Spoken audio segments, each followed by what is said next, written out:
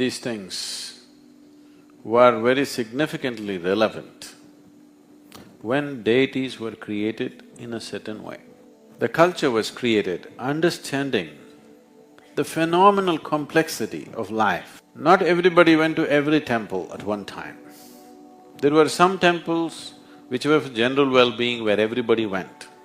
But for specific purposes, people went only to their Kula Devata. A particular deity created for a particular Kula. Kula means a smaller segment of a caste.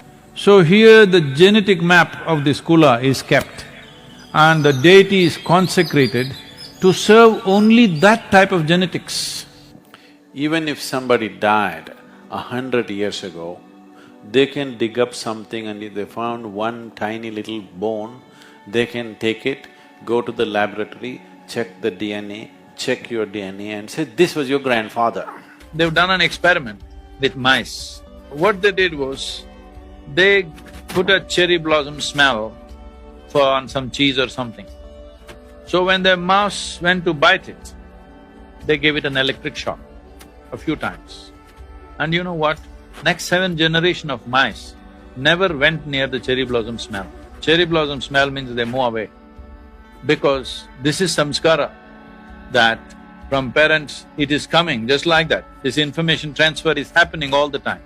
So similarly, we identified, you must understand this is relevant only when everything else was maintained, never mixing it up, never doing anything which will disturb the track so that the progeny comes out well.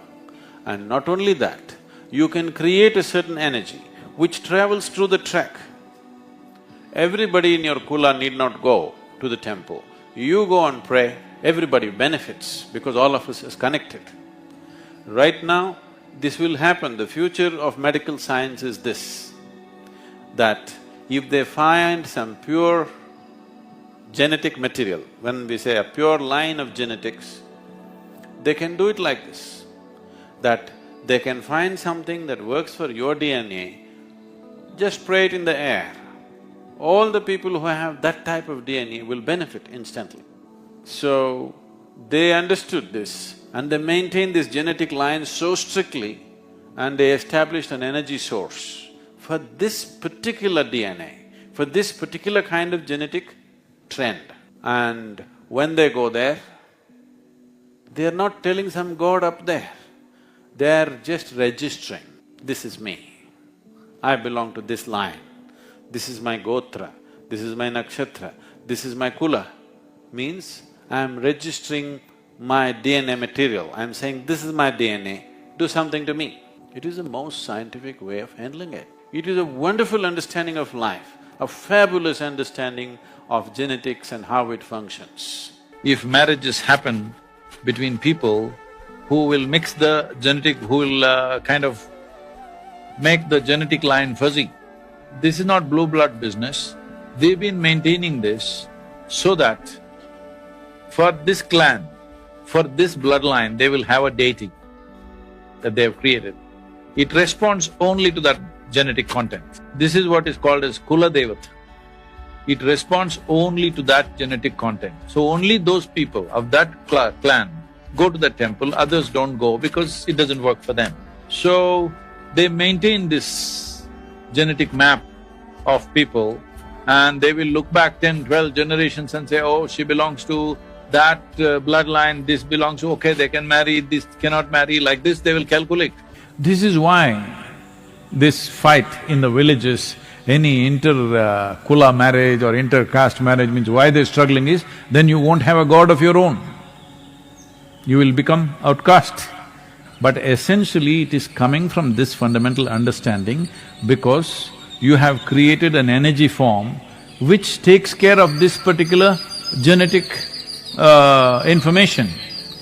If somebody who doesn't belong to that comes, it won't respond. So these things were done in a very scientific way for different purposes.